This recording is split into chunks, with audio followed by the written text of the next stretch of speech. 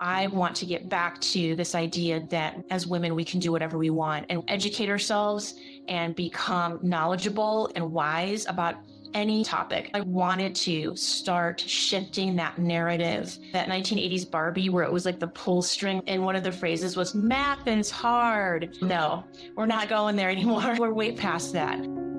Welcome to the Society Gal podcast, where trailblazing female entrepreneurs and creatives come together to spark change and build their dreams. This is where your passion meets purpose, and together, we're crafting a future where everyone has the tools to succeed. Hello, everybody, and welcome to the Society Gal podcast. We are thrilled to have Marissa here with us today to talk all about finances, financial literacy, and some really amazing information that we should know as small business owners, especially with us even just starting our business or scaling our business, things we should know to plan for the future, things that we should know to be really empowered in our finances. I've already had amazing conversations with her, and I cannot wait for you to give us all the gold you have to share and all the knowledge they're going to bring here today. So go ahead and introduce yourself and tell us how you got here today. Oh, thank you so much for having me today, Dana. I'm really thrilled to be here. My name is Marissa Krupa, and I have a long and winding road that got me to where I'm at now, which is a financial professional with New York Life. I started out with an art degree and then transitioned from college to the San Francisco Bay Area. I explored becoming an art therapist. That just turned out not to be the right fit for me. And then I fell into corporate high tech. I ended up doing sales and business development there. I was very successful in that for many years. And I had a bit of a crisis of the heart with some family members who got sick, and I wanted to move into something that was more heart-centered and heart-based for me. I fell into education by being a substitute teacher, and then I rode that wave for a while. When it seemed to be ready for me to transition to something else, this financial services position just landed in my lap. Interestingly, I had explored it years ago and didn't find alignment with my morals and values. Now, because of more regulation and things like that, New York Life as a company has really been in alignment with my values and my morals. And I feel like I can be of service to people in such a positive way. So that's the nutshell version of my journey. I love it. And what really got you into, from art therapy to financial education and helping people with that, what got you interested or piqued your interest in that to really pursue that? Because I know a lot of people are, they think of finances, they think, oh, gross, especially a lot of women, because we're less educated, honestly, in that realm. So what piqued your interest to get you started in that route? Oh, that's such a great point. It's because the social shift in the 60s and 70s around women empowerment, and then that started to slip again in the 80s and 90s, in my personal opinion. I want to get back to this idea that as women, we can do whatever we want and educate ourselves and become knowledgeable and wise about any topic. I wanted to start shifting that narrative that, like that 1980s. I don't know if you remember that 1980s Barbie where it was like the pull string or whatever. And one of the phrases was, math is hard.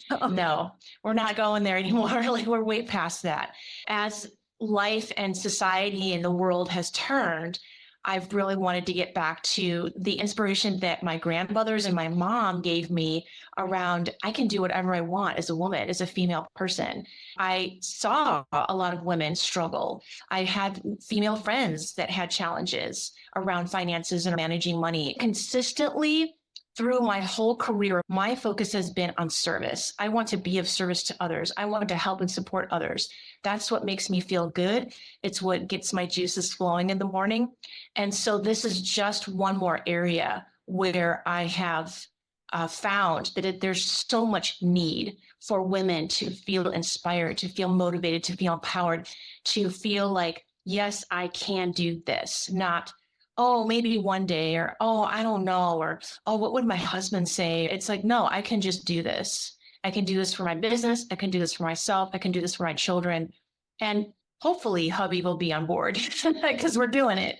That's really what I'm trying to motivate and inspire women for. As we go through the podcast today, you'll see how amazing Marissa is with the approach to finances, especially as someone who is maybe not interested or scared or all these thoughts that come with really taking the time to break this down in our business. As business owners, a lot of us, especially as women, go through it with that energy of like, I'm just going to go with the flow. This feels good. We don't think as logistically as men who've been in business longer than us, who've led that. I'm in business. I start my business. I do business. I'm the breadwinner. Now women are coming up as entrepreneurs. As we talk through these topics, you're going to hear Marissa explain this in a really doable way. So just keep listening as we talk about this topic that sounds boring to read or having all these like alarms going off.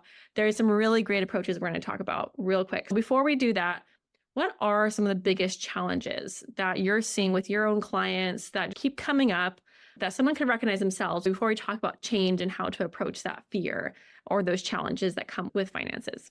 I love that question because it's really a mindset shift, just like in so many other things that we have in life, right? We've got mindset shifts around how we engage with employees, like for large corporations or large businesses. We've got mindset shift on what leadership means. We've got mindset shift on what inclusion means and diversity means with things going on today in the business world. So the number one thing I'm really seeing, I guess you could say, would be a self-confidence situation where women are still struggling with that mindset of like, yeah, I can do this. Instead of understanding that like, yeah, you've always been able to. And like, you're really the one that's telling you not that you can't. Nobody else is really telling you that you can't. So I think that's been the number one thing is embracing the power within to know that this is really possible. And also, I still can be a mom. I can still be a wonderful spouse. I can still do all these other things that society is expecting of me and also still be really empowered with my finances. There doesn't have to be an either or proposition. It's a both and proposition. Yeah. We talked about what comes up for people, and I think the biggest thing is fear of change, you said. The fear of change and unwillingness to change habits, because you talk about that a little bit more, but it is a lifestyle change and a habit change. You know, you can do it. It's to tell yourself you can do it and approach it with you can do it instead of be like, oh, the man can do it. They can do those things. I'll have my husband do it or it's too much. So talk a little bit about what you see when it comes to like the changing of habits and that approach. Yeah, that is a really good topic. Scientists say it takes about 21 days to change a habit. I like to share with people to start really small and attainable. So I give this great story that I heard on a podcast about a woman who wanted to start running. She was a mom. She had little kids. What she found out was if you make it easy for yourself, you're going to do it. So on Monday, Wednesdays, and Fridays, she wanted to start running. But at night, she would sleep in her running clothes and put her running shoes right by her bed. So when she popped up in the morning, she would like put on her running shoes, go to the bathroom, brush her teeth, grab a bottle of water, and out the door she went. She had no excuse not to do it. So I really encourage women when it comes to financial matters, if you have a goal, let's say to educate yourself about college savings plans, there's a variety of different ones and companies that offer different plans. Take 5 minutes every day to research that and just set a timer. Make it easy for yourself. So the night before, pull up some websites in your browser so that when you get up in the morning and you do that 5 minutes, you just got it right there. And it's so easy that you can't not do it. That's what I emphasize with clients. Make this so easy for yourself. By the time you work with a financial professional like me, you've already got some habits in place that feel natural. I also encourage additional disciplines. You and I talked earlier about yoga, meditation, those kinds of disciplines. Bringing those practices into your life are only going to help you with any sort of financial goals or financial habits that you want to set for yourself. So developing that internal self-discipline that is based on desire as well as self-esteem, self-motivation, and self-care, those are going to then just filter through all the other areas of your life. So I encourage people to work on lifestyle practices that kind of feel like they have nothing to do with finance because of how much it influences their financial decisions. That's amazing. And we talked about how you embody what helps you change. And tell us a little bit more about what you embody that helps you change, because I know you're a yogi and you implement mindfulness practices in your own life. Tell us about that and how that's influenced you in making change in your life and those lifestyle changes. Oh, yeah, absolutely. One of the biggest pieces about yoga and meditation. So I'm a combo person. Most people you'll find are just yogis or just meditators. My very first yoga teacher did both. We would go to yoga class, do like an hour, 15 minutes, and then 15, 20 minutes of sitting meditation. It was the most phenomenal thing ever. And it's very difficult to find other teachers to do this. I try to offer this to my community and people are like, wait, meditation? Or they're like, well, I really want to meditate, but yoga, so it's hard to find a combo. I will say that combination has been so powerful for me because while I'm in the yoga poses, while I'm doing the movement and the breath work, I'm becoming more and more aware of what do I feel in my body? What's happening for me? Does this feel good? Does this not feel good? There's an ache here. There's a pain here. I can stretch this out, whatever. And that's where that mindfulness comes in, of just simple awareness. So then when I go to sit and do meditation, I will confess to you, I do about 5 minutes every morning. That's it. I'm not this big like hour meditation. Just start small. Start with 1 minute a day, just 1 minute. You would be surprised at how great it feels, how much your attitude will shift and change, and how positive you feel afterwards. Because then a minute starts to feel easy. Add 2 minutes, and you're like, oh, wait, I can do this. I've now gone to 2 minutes. Woo, and you're celebrating. So again, it's that idea of just being aware of what's going on with you. That has been the biggest shift for me. And as a result of that awareness, what I'm aware of the most is what's not working. When something is not working, I pause and I go, okay, that's not working. What could work better? What can I try that might give me the result I want? And that's all it is, becoming well-versed in awareness. When you are aware and things aren't working, it's not bad. It's actually just information. And now, because you're aware of it, you can make some new choices around it. So that's how yoga and meditation have really influenced me. It's gotten me to do things like keep track of my time every day, schedule my time in certain ways in order to accomplish certain things. It's gotten me to regularly look at my numbers every week so that I know exactly what's going on with my budget, exactly what's going on with my earnings. And these are all habits that I encourage with clients as well, and offer the tips and techniques that I've used to help support them too. So it's really about just knowing what feels good, but knowing what really doesn't feel good, because that's a great motivator for change. I love that. Thank you for sharing that. A lot about habits and mindfulness and awareness of those habits. My son is so funny. He's such a high achiever and he sleeps in his school clothes. He wants to be ready in the morning, ready to go an hour before we leave somewhere. So it's really funny, what high achievers naturally do, right? Some of us have to push ourselves to also embody those habits of high achievers, to create habits that don't take as much time, right? You're talking about habits. With finances, it takes so much time to get to it because we're going through all these fears and resistance to get to the computer or to our bank account. And some things are tedious. Yes, it is. The daily practice, like you said, your meditation, right? 5 minutes a day. It's a lifestyle change. So how can somebody really take this daily mindfulness and bring it into helping them face their finances, helping them get to a place where they feel good? I would love for you to share something about a client that you've worked with, that you've helped with finances and bringing in that mindfulness practice, or at least awareness practice, to their finances too. I would say one of the clients that I've worked with the most on the mindfulness piece has been a client, and it was kind of a cheat because she already has so much mindfulness because she's got a lot of health problems. What we have really focused on is her desire for what her goals are and what she wants to accomplish for her retirement and the legacy she leaves for her family. What we've helped her to do is understand, like, okay, wait a minute, what is this purchase for?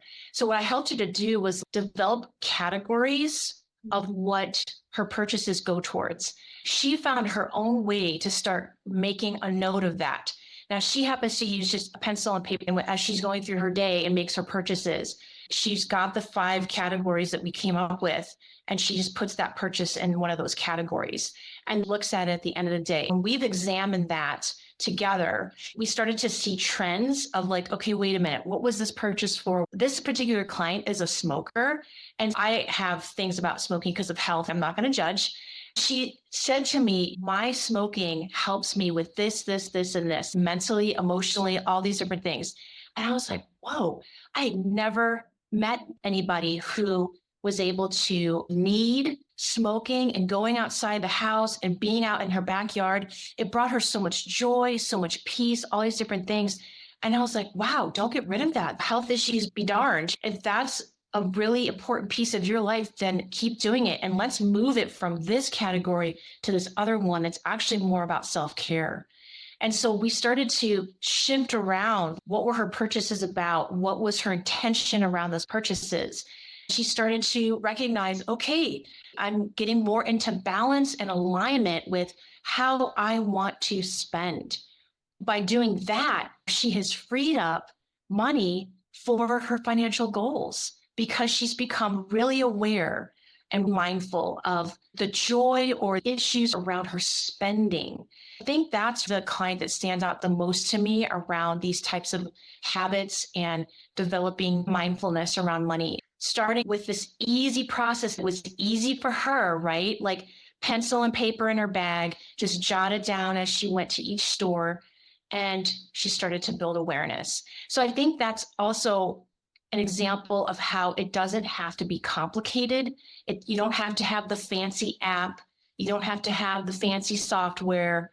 And if you do it just a small piece at a time throughout the day, then like you were mentioning earlier, it doesn't have to be this agonizing, spend an hour on this every day. It doesn't have to be like pulling teeth. It can really be easier and more enjoyable, but still building the awareness. Hey, this is Dana from Society Gal, and I wanted to take a quick break to tell you about the Society Gal Academy, the exclusive membership that helps entrepreneurs like you launch, grow, and scale your business. Join weekly expert-led workshops, access to on-demand courses, and connect with a supportive network of go-getters just like you. Are you ready to elevate your business? Visit Society Gal Academy today. Yeah, I love that example. There's so much power in looking at your spending. And I love how you talked about what does this mean? That's the biggest question, not just why did I spend that much or I shouldn't have done that. But I like how you approached it with what does this mean? How can we adjust this and move forward to make goals or make a healthier choice? There's a lot of power in looking at even just a month. Like me and my husband like to, when we want to reassess, he'll like print out our bank statement and go through each one, highlight them and categorize them. And, hey, we could probably do better here. We could probably do better here. And it doesn't take long, but it makes us excited. We can start a savings account. We had trouble with vacation this time. We can make a bigger adjustment to our vacation fund and feel really excited when we do go on vacation. And so it gets really exciting when you get it all out. We have this relief and it doesn't seem as big as our mind makes it, like makes it so big. And it's just that simple, just like categorizing, making it understand what it means to in your life and making goals for that. And then you expand into further goals of saving and investing and so forth. But I think this is a first step is to make these daily practices. Yeah, I love what you said about getting it out of your own mind. When we talked earlier about mindset or the self-esteem type of issues that I see clients facing, that's a big thing about it. It really is just in your mind. And when you get it out and you start discussing it with people, so many things shift. You're not alone, right? You're not the only person dealing with these challenges or feeling like you can't achieve your goals. Everyone feels that. And then you realize, oh, maybe I'm making it more complicated in my mind than it actually is. Because now that I see it on the paper, it's not nearly as complicated as I thought it was going to be. What you were saying with your husband about how you review, where can we be better? Where can we do things here and there? That does elicit excitement and it feels attainable. So now you're boosting that self-esteem, boosting that self-confidence and realizing I can do this, right? And that starts to release that sense of feeling stuck or frozen or incapable of achieving what you want to achieve. So yeah, just getting it from your head onto paper is such a gigantic move. I encourage everybody to just try it. Set your timer 3 minutes, just do a couple things and then put it away and try it again the next day and make small incremental progress. It's amazing how things will shift quickly for you. Yes. And I love that. A lot of our audience is, there are many successful entrepreneurs, business owners in our audience. Let's say somebody is making a lot of profit. They're maybe really great already with their daily habits or their basic bookkeeping and accounting. When it comes to further financial planning that you are expert at, what happens? When is the right time to go to somebody that's an expert? And what are the typical next steps for a small business to think about for the future for their business? Well, in my opinion, there's every time is the time you go to see a financial expert. Like there's no bad time really, but there are some key moments. Even if you're still a solopreneur, I would recommend that you constantly think of the planning concept pretty much every single year that you continue with your business, right? Most of us who want to start a business usually create some kind of plan, even if it's just a quick sketch on a piece of paper. You've come up with some kind of plan. Now you've started your business, you're 1, 2, 3 years into it. Planning doesn't stop. Planning never stops. Now you've got mastery of your income, outflow, expenses. You've got a great balance sheet. You're making good money. What's the next level of planning? Well, there's a lot of different things to think about. If you are the person primarily bringing the business in, either by yourself or you have a couple of employees, you also have to think about what happens if I get into a car accident? God forbid, if I pass away. What happens if I'm no longer able to run the business? What happens if I'm just done and I want to sell the business? Maybe not even any sort of tragedy, but what if you just want to move on? So those are all the things that need to be planned for to make it easy for your loved ones, for your employees, for yourself to make whatever transition, whether it's intentional, like you're ready to sell the business, or unintentional, like you get into an accident, but to make things organized and put in place. If you get into an accident, but you want to keep running your business, you've got some way to protect yourself. You've got some way to keep paying your employees, some way to keep paying your bills. It's planning ahead for those future potential things that could happen. Additionally, I would also say the next level planning for entrepreneurs would be, how do you want what you're making in your business now to be used for your retirement potentially? And so again, let's say if you want to sell your business and make that sale be this big chunk that you want to put into your retirement, there's a lot of different factors that go into it, like getting the business evaluated monetarily to find out what is the value, like what would you list it for? Then there's also a lot of taxation things. I really always recommend getting in touch with a CPA or an accountant of some kind to understand all the ins and outs of taxation for whatever plan you're putting in place. So those are kinds of the things to start thinking about now that you've got your business established. I love that. Going to the next level of planning. I think sometimes it gets overwhelming because we try to figure it out by ourselves. When we try to do that, it just gets pushed off. We think, oh, we're still so early in our business. So we'll think about that in a few years. I think it's so important. It's such a great investment into our business to talk to an expert and at least get the groundwork for the years ahead and have the knowledge to move forward. And it's not like I got to meet with someone every week. It's something that is a consulting and helping you with the next steps to keep you on track with your business. That way we're not pushing off for 10 years and wish we did it 10 years ago in our business is doing that. And Marissa's amazing. You can find someone so welcoming and so excited and not some just boring dude that you're scared to talk to. There's many women, there's many even great men that are very excited about what they do and really enthusiastic for what they do. So it's also about finding the right person, right? There are the right people for you that can really help you go through these things that seem overwhelming. So thank you for sharing that insight on what the next plan would be for people ready to take the next step. And it's one thing I wanted to hit on, which we talked about previously, was how financial planning can strengthen our relationships. Maybe you can expand on that a little bit more about like a relationship with ourselves, our partner, and our business, and how it can help us with all those relationships. I really love that question and concept, similar to what you touched on about finding the right financial professional for you. that is a great way to start practicing relationship building. When you find somebody who you vibe with, who supports you, who has your best interest at heart, that's what you want for yourself, your business, your relationships. Now you're able to start practicing with, okay, what am I doing with myself? What's my relationship to myself? What are the things I'm always telling myself that is holding me back? What are my concerns that I'm not voicing? Where does my voice lie? What is my voice? And when you start to tap into that, because you're asking for help, because I love what you said about like it gets stuck in our head, we try to do it all ourselves.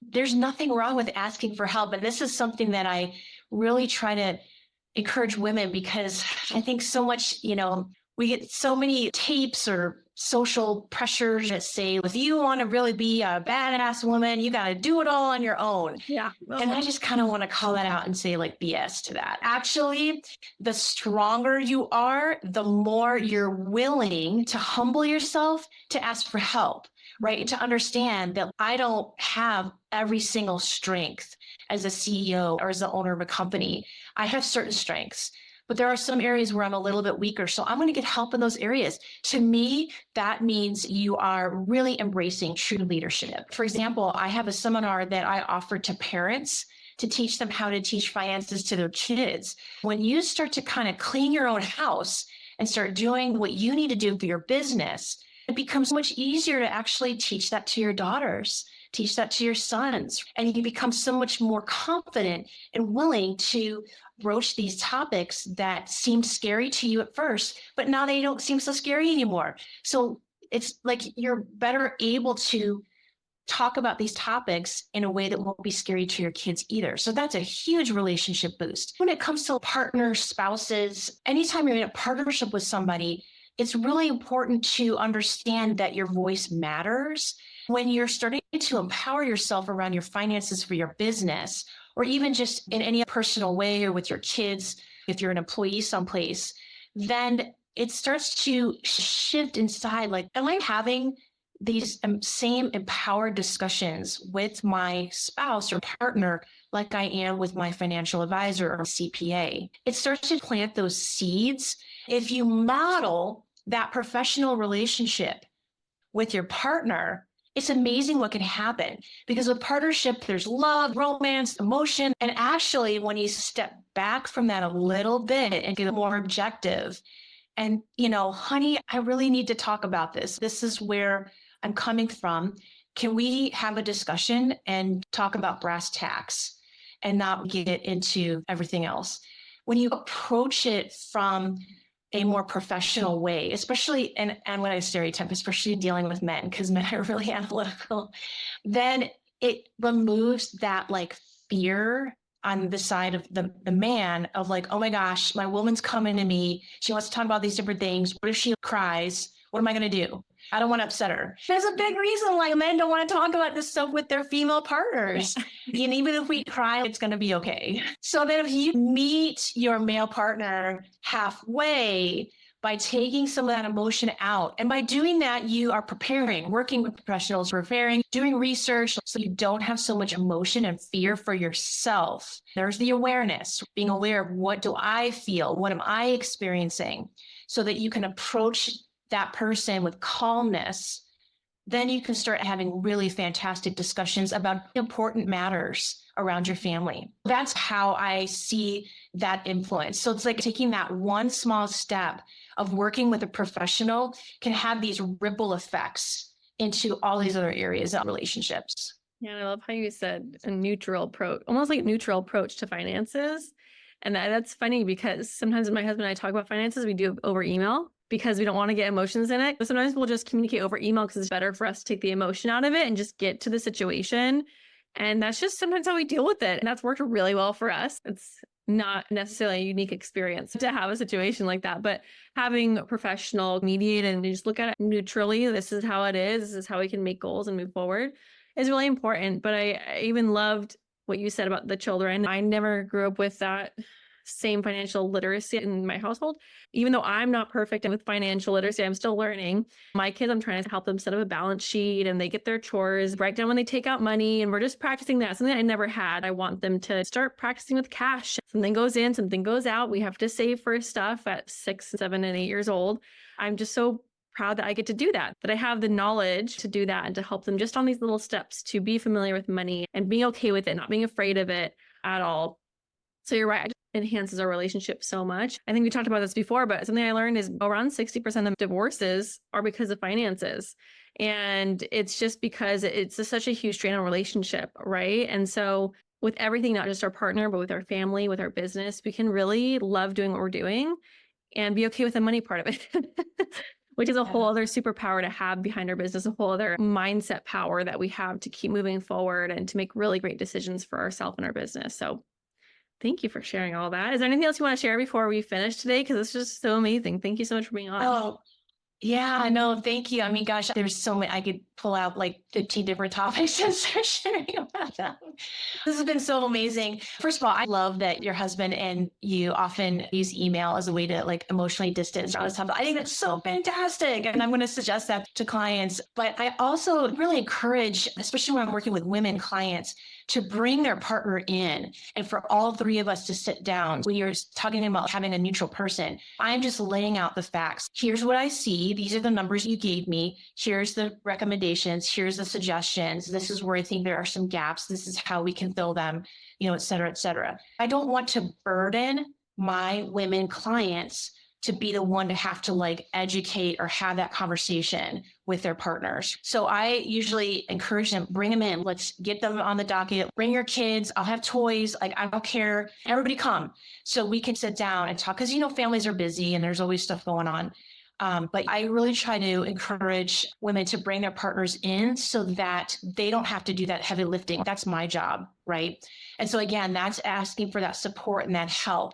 If you've sought that help and you like what you're hearing and you're like, okay, I think we can do this, then let's make it a couple decision so that everybody's on the same page. Now, when you go back home, you can say, hey, honey, what did you think about what Marissa said? Let's talk about it, so that it can be, again, that emotion can be removed.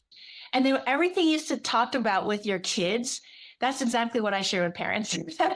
Taking them to the store, showing them about, oh, well, look at the ounces on the package. This is $3, but that's more ounces and that's $4. So which one is actually the better deal? As you go through your everyday life, start having these conversations. It doesn't have to be this big thing as you go into the store. You just say, okay, you've got $1, that's your budget.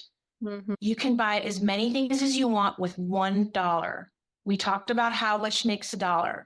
You got like 4 quarters. So you can go around the store and when you got your $1 worth, you come and tell me. We'll go up to the cashier and you can give the cashier the money for your $1. That was our exact situation today in the Dollar Tree. Yes. Yeah, I wish I had more than $1. I'm like, that's what you brought. You brought your $1. There you go. Like, right? Like, you brought your $1. That's all you can get. I'm not going to buy it for you. So it's really nice to say that. You got your $1. You got to think about that. Priorities for what you want to buy.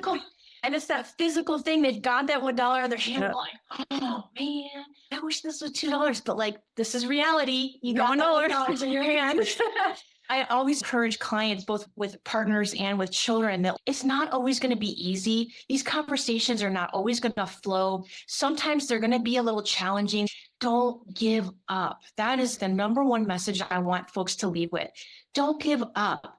When you talked about that statistics about marriage and finances being such a high percentage of why marriages fail, don't give up. If you love this person, if you like the life you have with them, maybe start asking them, well, what would be a better way to talk about this topic with you? What's a better way we can set it up so that we can be successful? We got to talk about this stuff. What's going to work for you? What's going to work for me? Let's try to find a way to come together on this.